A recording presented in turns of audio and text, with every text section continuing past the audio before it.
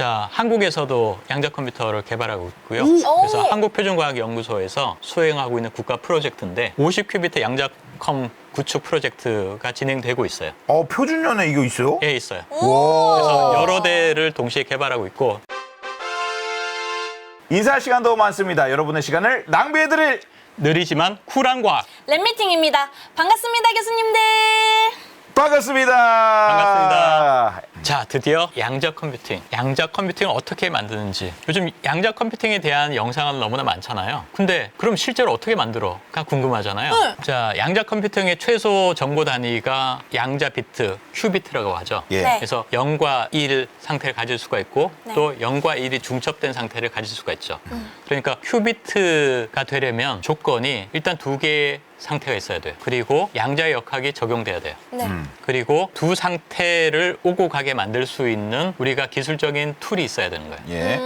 그러면 어느 시스템도 큐비트가 될 수 있는 거예요. 좋은 예가 원자, 이온이죠. 그 핵 주위를 돌고 있는 전자는 특정한 궤도만 돌고 있잖아요. 예. 그 궤도 사이를 오고 가는 것은 빛이죠. 그래서 우리가 빛을 쬐어주면 높은 에너지로 올라갔다가 낮은 에너지로 다시 내려오면서 빛을 내죠. 그래서 특정한 빛만 나는 거예요. 우리가 모든 물체들이 색깔이 다른 게 저 이유죠. 그래서 나트륨, 소금을 구성하는 원소인 나트륨을 가열하면 네. 빛이 나오는데 저기 밑에 있는 선, 저 색깔만 나오는 거예요. 네, 네. 그러니까 파란색, 그리고 노란색, 오렌지색만 나오는 거예요. 네. 즉 저거는 원자의 전자가 특정 궤도를 갖고 있다는 증거인 거죠. 그렇죠. 그래서 저 색깔의 빛을 넣어주면 우리가 0과 1 상태를 왔다 갔다 할 수 있는 거예요. 그래서 이온이 굉장히 좋은 그 양자 컴퓨팅의 큐비트 시스템이고요. 네. 그다음 중앙에 있는 게 초전도 회로. 음. 초전도 회로도 큐비트죠. 그리고 오른쪽은 양자점. 양자점에 있는 전자의 스핀 방향, 업다운을 이용한 큐비트고요. 그 왼쪽 밑이 이제 위상 물질을 이용한 큐비트고요. 저 마지막이 다이아몬드에서 결함이 생길 때, 다이아몬드는 카본으로 이루어져 있잖아요. 네. 근데 그 중에 카본이 질소로 바뀌고 주변 바로 옆에 카본이 빠졌을 때 그러면 베이컨시잖아요. 그러면 나이트로젠 베이컨시 해서 MB 센터가 되는 거예요. 그래서 저게 마치 큐비트처럼 움직이는 거예요. 질소가 있고 그래서- 없고 이런 그래서 식으로 되나요? 저의 장점은 원자처럼 다룰 수 있는데 원자는 우리가 다루기가 어렵잖아요. 공중에 띄워야 되고. 근데 저거는 다이아몬드에 갇혀 있으니까 다이아몬드를 갖고 다니면 우리가 원자 하나를 갖고 다니는 거와 같죠. 그래서 네. 그렇게 해서 큐비트를 쓸 수 있는 거죠. 우리 양자 컴퓨터 하려면 이제 큐비트라는 걸 이제 다룰 수 있어야 되는데 방금 말씀해주신 다양한 방법들로 큐비트를 구현한다 이렇게 네. 보면 될까요? 네, 그렇죠. 저렇게 많은 다양한 큐비트를 개발하고 있다는 거는 무슨 뜻일까요? 절대 강자가 없다는 거예요. 그쵸. 그치. 저게 다 장단점이 있는 거예요. 어떤 거는 양자 정보가 오래 유지되고 어떤 거는 다루기가 좋고 어떤 거는 연산이 빠르고 다 장단점이 달라서 어느 하나만 쓸 수가 없는 거예요. 그래서 지금 그 양자 컴퓨팅의 방향은 각각의 장점을 모아서 쓰자. 하이브리드 형태로 가자 하는 것도 있어요. 그래서 중첩 현상, 0과 1의 중첩 현상으로 큐비트가 존재할 수 있다는 거잖아요. 그래서 오른쪽에 이제 알파와 베타라고 쓰는 거는 이제 확률을 나타낸 건데 알파를 제곱하면 0이 될 확률이고 베타를 제곱하면 1이 될 확률이에요. 그래서 일반적으로는 알파와 베타가 어떤 값으로 되어 있는 상태로 있는 거죠. 네. 그래서 저게 이제 알파가 루트 2분의 1이면 제곱하면 2분의 1이 되는데 네. 그러면 0일 확률이 2분의 1, 1일 확률이 2분의 1인 거고 그래서 슈레딩거의 고양이가 살아있을 확률과 죽어있을 확률이 반반일 때 그 상태를 저렇게 쓰는 거죠. 앞에다가 루트 2분의 1 이렇게 써서 이게 중첩 상태고요. 네. 그리고 또 중요한 게 얽힘 상태죠. 왼쪽에 보신 것처럼 큐비트가 두 개가 있을 때 두 개를 얽힘 상태로 만들 수가 있어요. 네. 그렇게 되면 지금 0, 0, 1, 1 이렇게 표현됐잖아요. 네. 그러니까 1번 큐비트가 0이면 2번 큐비트는 항상 0인 거예요. 그리고 1번 큐비트가 1이면 2번 큐비트는 항상 1. 두 큐비트가 아무리 멀리 떨어져도 되게 신기한 현상이고 사실 이것 때문에 아인슈타인은 말도 안 된다고 했지만 그래서 우리가 중첩 상태에 있을 때 측정을 하면 두 가지 중에 한 가지 상태로 붕괴하잖아요. 그렇죠. 그런데 우리가 1번 큐비트를 지구에서 갖고 있고 2번 큐비트를 저 멀리 안드로메다에서 갖고 있는데 네. 1번 큐비트가 0으로 붕괴하면 안드로메다에 있는 2번 큐비트도 0이 되는 거예요. 순식간에. 그게 그렇죠. 이제 얽힘 현상이죠. 네. 근데 이거를 이제 큐비트를 여러 개를 붙여 나가면 그러면 가짓수가 2배씩 증가하는 거예요. 기하급수적으로. 그렇죠. 2의 n승이니까 조금만 가면 뭐 1조, 뭐 훨씬 더 큰 숫자. 그러니까 우주에 있는 입자의 수보다 더 큰 숫자를 만들 수가 있어요. 그래서 저게 양자 컴퓨터가 아주 복잡한 문제를 빨리 풀 수 있는 이유죠. 많은 경우에 대한 것을 중첩 상태로 만들어서 한꺼번에 연산을 돌린다.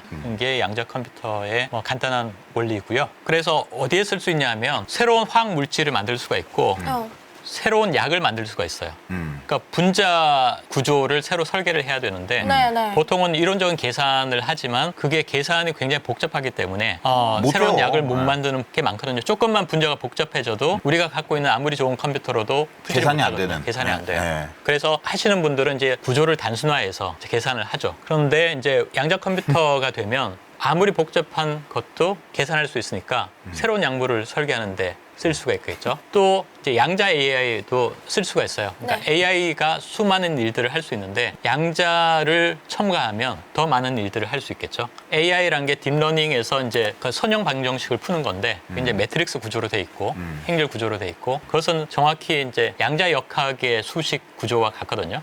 그렇기 때문에 양자 컴퓨터를 적용하는 분야로서 굉장히 유망한 분야다 하는 거고요. 또 양자 시뮬레이션. 그러니까 우리의 새로운 물질을 양자 시스템을 이용해서 직접 시뮬레이션을 할 수 있죠.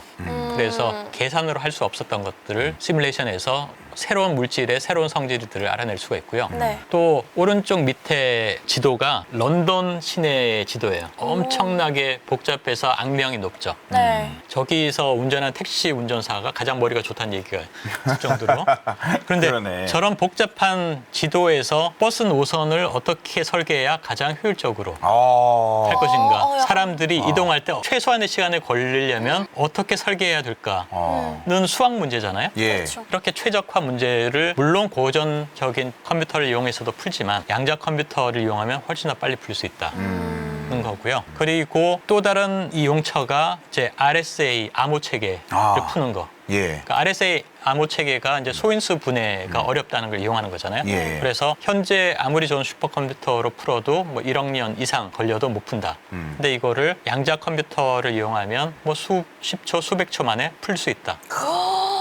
그러면 여러분 핸드폰도 뚫릴 수가 있고 미 국방부도 뚫릴 수가 있고 뭐 여러 가지 일들이 일어날 수 있어서 안보 면에서 굉장히 중요한 문제고 하지만 여기까지 이야기하면 양자 컴퓨터가 모든 걸 할 수가 있고 또 금방 될 것 같지만 네. 사실은 양자 컴퓨터는 지금 개발 중인 거고 그래서 오래 걸릴 수도 있다.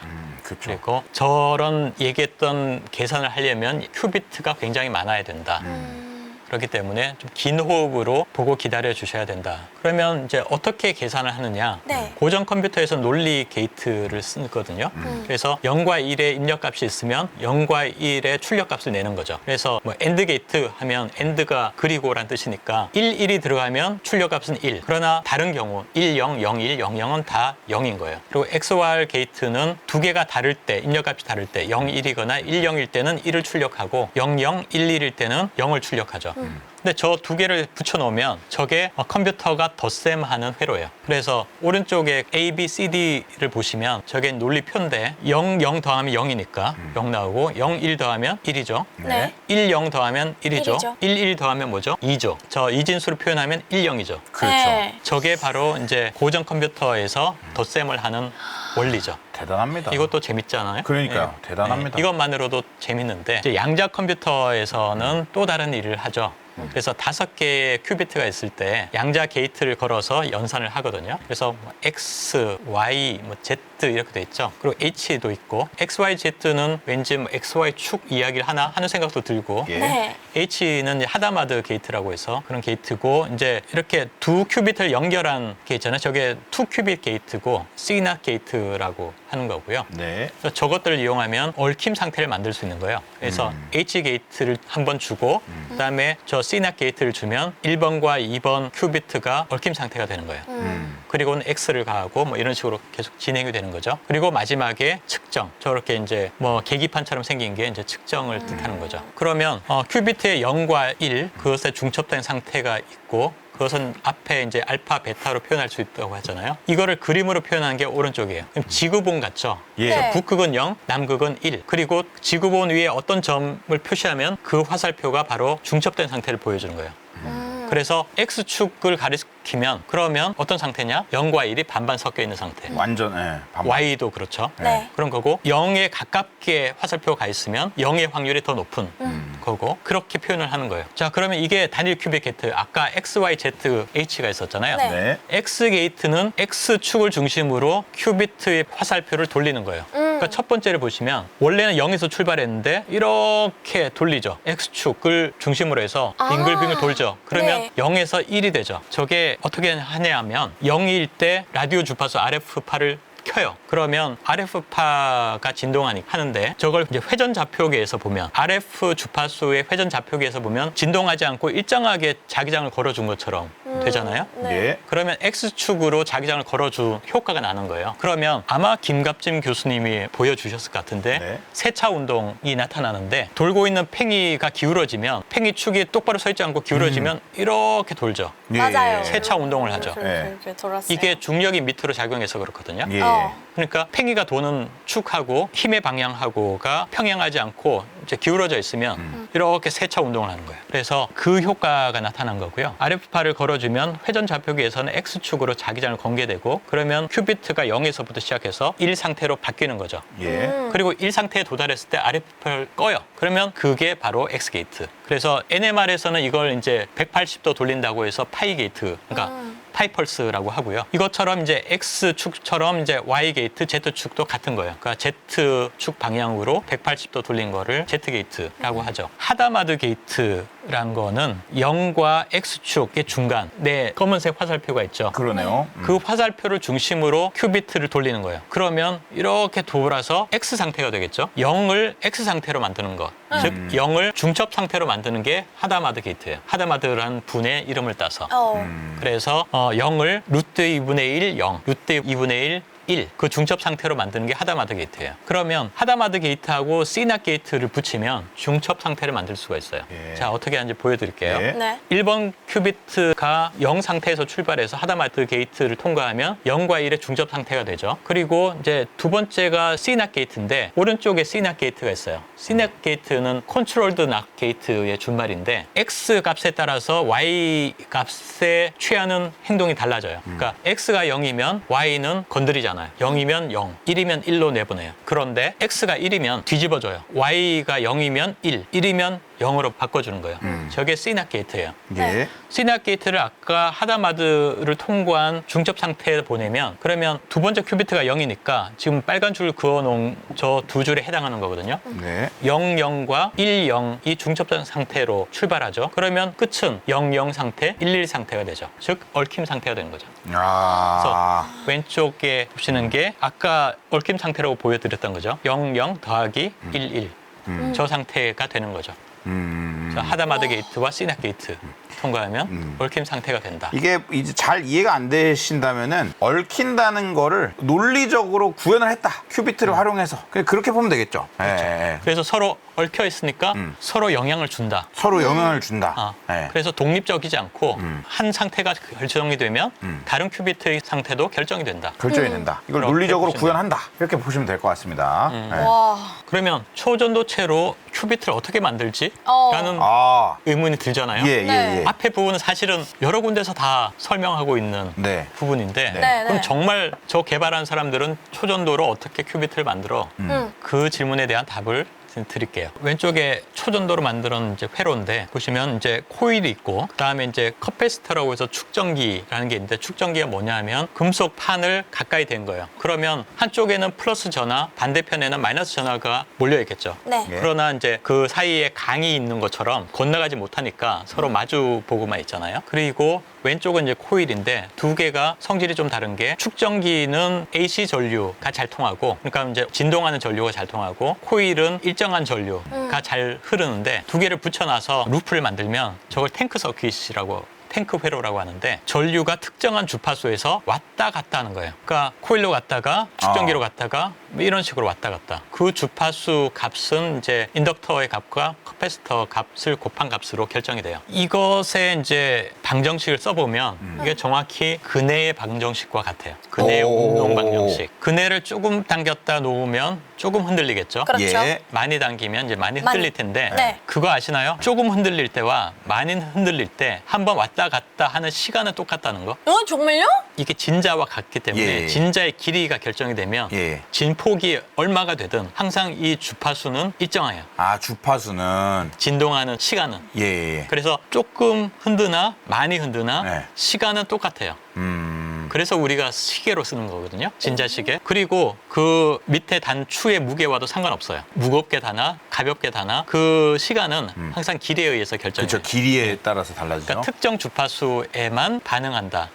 그게 이제 공진 현상이고 네. 공진스. 이걸 양자역학으로 풀면 네. 밑에처럼 그 에너지 준위가 나타나는데 원자처럼 이제 불연속적인 에너지 띠가 나타나요. 네. 그래서 맨 바닥 상태가 있고 1상태, 2상태가 있죠. 네. 0과 1상태를 이용하면 큐비트로 쓸 수 있겠네요. 그러네요. 양자역학적으로 동작하는 근해가 있으면 또는 그쵸. 아까 그 전기 회로가 있으면 큐비트를 쓸 수 있죠. 그쵸. 네. 그런데 그림 보시면 지금 한 가지 문제가 있는 게 에너지 간격이 똑같잖아요. 다 5GHz, 5GHz. 예. 위에도 5GHz. 네. 그러면 우리가 원하는 두 상태를 찝어낼 수가 없어요. 똑같아서. 똑같아서. 그러네. 우리가 5GHz RF파를 걸어주면 네. 0과 1 상태를 왔다 갔다 할 수도 있지만 1과 2 상태를 왔다 갔다 할 수가 있고 네. 계속 올라갈 수도 있겠죠. 네. 그럼 우리가 원하는 단순한 시스템이 안 되는 거예요. 우리가 그걸 다르게 해주면 되겠네요. 5랑 5가 아니라 뭐 3, 7. 근데 네. 37이면 에너지 차가 맞지 않아서 아. 반응을 안 하죠. 아. 정확히 5를 걸어줘야 네. 반응을 하는데 밑에나 위나 다 5씩 벌어져 있기 때문에 네. 다 반응을 하는 거예요. 아. 그러면 우리가 큐비트로 쓰기가 굉장히 복잡해진 거예요. 그래서 사람들이 머리를 썼죠. 네. 그 코일 대신에 조셉슨 소자를 쓴 거예요. 오. 여기도 다시 조셉슨 소자가 등장하는 거예요. 와, 얼마나 좋았을까? 네. 그래서 아. 아까 조셉슨 소자가 굉장히 특이한 전기적인 성질을 예. 갖고 있다고 했잖아요. 예. 저게 비선형 소자거든요. 그래서 보통 이제 전하와 이제 전압과의 관계가 선형적인 관계로 있는데 네. 저건 비선형적으로 있기 때문에 밑에 보시는 그 포텐셜 그래프가 우리가 심플 하모니 오실레이터 단순 조화자로 되지 않고 이렇게 모양이 좀 찌그러져요. 찌그러지면 저 에너지 간격이 달라지는 거예요. 제일 밑은 5GHz이지만 그 위는 4.7GHz, 그 위는 더 작고. 그러면 우리가 5GHz를 걸어주면 맨 밑에 0과 1만 반응하는 거예요. 예. 네. 1과 2는 반응 안 하죠. 그렇죠. 왜냐하면 다르니까. 네. 그래서 제일 밑에 거를 0 상태, 그 위를 1 상태로 쓰는 게 양자 큐비트인 거예요. 아. 그래서 근해가 가장 작게 움직일 때가 0 상태, 좀 더 크게 움직일 때가 1 상태. 아. 그거를 이제 양자 큐비트로 쓰는 거죠. 와. 그러니까 한마디로 구현을 하는 거죠. 초전도체로 큐비트를 어떻게 구분 가능한 형태로 구현을 하는가. 근데 아까 그 진자 운동에서 이걸 조금 쉐입을 다르게 해가지고 같은 5가 아니라 5랑 4.7을 만들어서 이 구분을 한다. 이렇게 이해하면 될까요? 네, 정확해요. 아, 네. 네. 그럼 조셉슨 소자를 어떻게 만드냐? 아까 초전도, 부도체, 초전도 이렇게 돼야 된다고 했잖아요. 그래서 실제로는 어떻게 하냐면 알루미늄 그리고 알루미늄을 표면을 산화시켜요. 그럼 예. 알루미늄 옥사이드가 되는데 예. 그 부도체거든요. 그리고 다시 알루미늄 올려요. 그러면 SiS 정션이 되고 그게 조셉슨 소자가 되는 거거든요. 네네. 오. 그래서 지금 오른쪽에 트랜스몬 큐빗이라고 된 게 IBM에서 쓰는 큐비트예요. 예. 그래서 중간에 노란색 부분이 조셉슨 소자 부분이에요. 예. 저기에 조셉슨 소자가 있고 양쪽 옆에 날개처럼 있는 게 아까 얘기했던 축전기 커패시터예요. 커패시터. 그 왼쪽 그림에서 여기 나란한 는처럼 생긴 거. 예. 그게 이제 그 실제로 구현할 때는 두 개의 금속판을 나란히 놓은 거가 되는 거예요. 그러면 저거를 이제 조셉슨 소자 부분을 옆으로 이렇게 이동시키면 왼쪽 그림과 회로도와 똑같이 되는 거죠. 그러네요.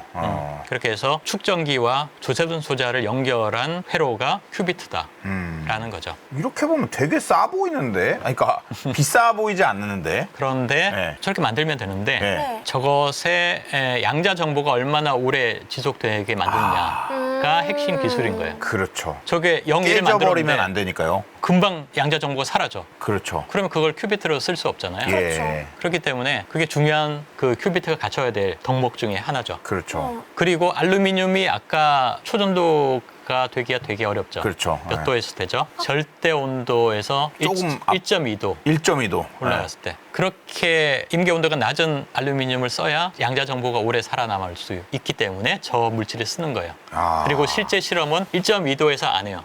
1.2도에서는 그거는 금방 금속으로 바꿀 수 있는 거니까. 네. 그래서 실제 실험은 10mK 절대 0도에서 0.01도 아. 높은 그 온도. 그러니까 거의 절대 0도에서 그러네요. 실험을 하죠. 더 보수적으로. 예. 다른 노이즈를 줄이기 위해서. 그렇죠. 예.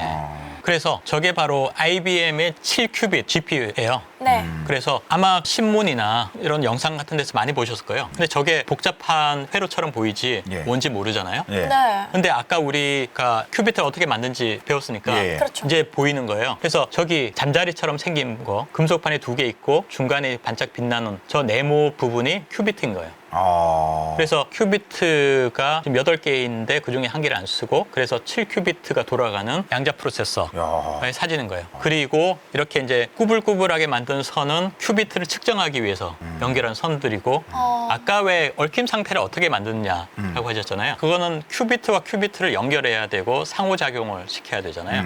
그네 2개가 있다면 그네를 연결시켜야 되죠. 마치 뭐 고무줄을 서로 잡고 있다든지 그러면 서로 이제 연결돼 있으니까 그렇죠. 커플링이 생기고 네. 이걸로 얽힘 상태를 만들 수 있거든요. 놀이터 옆에 있는 그네들을 서로 묶어 놓는 거죠. 그래서 큐비트와 큐비트 사이에 꾸불꾸불한 선으로 연결돼 있죠. 저게 바로 양쪽의 큐비트를 연결해서 얽힘 상태로 만드는 거예요. 그래서 이렇게 그냥 물리적으로 연결을 하는군요. 근데 이제 사실은 정기적으로는 연결하지 않고 살짝 뛰어둬요. 그래서 아, 축전기처럼 그 커패시티브하게 커플링하도록 하고 있고. 영향을 주게끔. 네. 근데 왜 꾸불꾸불할까요? 저도 그거 물어볼라 했어요. 이 좁은 공간에 뭔가 이렇게 긴 무언가를 구현해놔야 되는 이유가 있는 건가? 그렇죠. 저만한 길이가 필요하다는 거잖아요. 네. 그게 바로 RF파의 파장인 거예요. 아. 그러니까 그 주파수의 파장을 걸어주려면 예. 저 정도 길이가 있어야 그렇군요. 하는 거예요. 특정 파장을 하려면 저 정도 길이가 돼야 된다. 이게 지금 얼마나 크기일까요? 이런 정도 되려나요? 아마 저 전체 크기는 한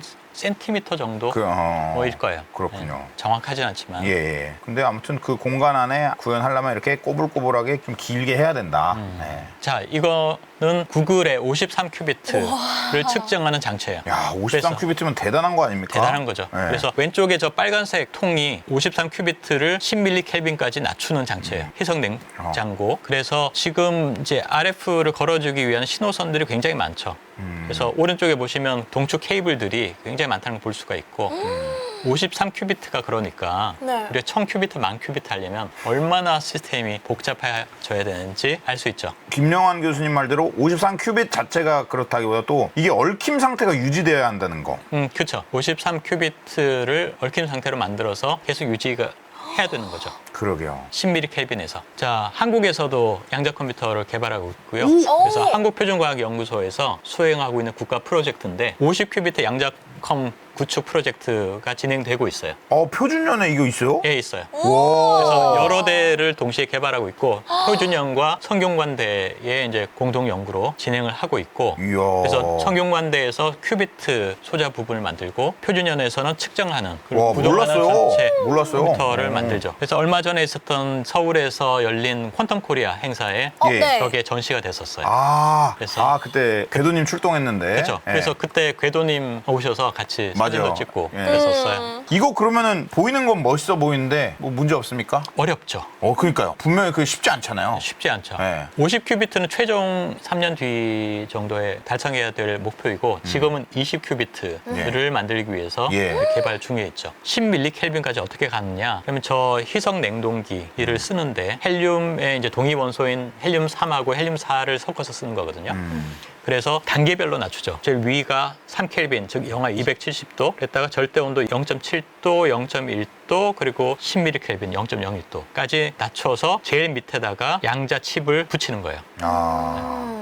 그래서 저 양자 컴퓨터 사진을 보시면 여러 판들이 보일 건데 네. 저게 단계별로 온도를 낮추기 위한 구조이고요. 그렇구나. 그리고 세로로 내려와 있는 많은 선들이 그런 RF를 전달하기 위한 케이블에 해당한다. 그래서 양자 컴퓨터의 연구 방향이 크게 뭐 세 가지로 얘기할 수 있는데 먼저 큐비트 개수를 늘리는 거죠. 예. 그래서 IBM이 지금 433까지 보여줬고 와. 올해 말에 1000큐비트가 나온다는 얘기가 있어요. 그러니까 스케일업을 하는 거고요. 네. 그리고 또 다른 중요한 방향이 게이트의 중실도예요. 네. 아까 게이트 연산을 하는데 이게 정확해야 되잖아요. 그러니까요. 그런데 지금 상태는 99.9점, 100점이 아니에요. 아, 저게 그러면- 치명적이잖아요. 치명적이죠. 네. 그래서 1000개 계산하면 한 개 틀린다는 거니까. 그러니까요. 그러면 우리가 엄청난 계산을 하려고 양자 컴퓨터를 쓰는데 에러가 계속 생기면 안 되잖아요. 그렇죠. 예. 그래서 저 점수를 끌어올리는 연구, 게이트 충실도를 높이는 연구를 하고 있고 또 구글이 하고 있는 거는 에러가 생겼으면 그걸 보정하면 되잖아. 고쳐주면 되잖아. 예. 하는 거잖아요. 그러면 큐비트를 하나 쓰지 말고 100개를 써. 그리고 연산을 해서 99대 1로 나오면 99의 결과가 맞는 거지 하고 쓰는 거죠. 그게 이제 양자 에러 보정이고 그래서 양자 보정. 우리가 큐비트의 개수를 얘기할 때 두 가지를 혼동해서 쓰긴 하는데 하나는 논리적인 큐비트, 실제 100% 정확하게 동작했을 때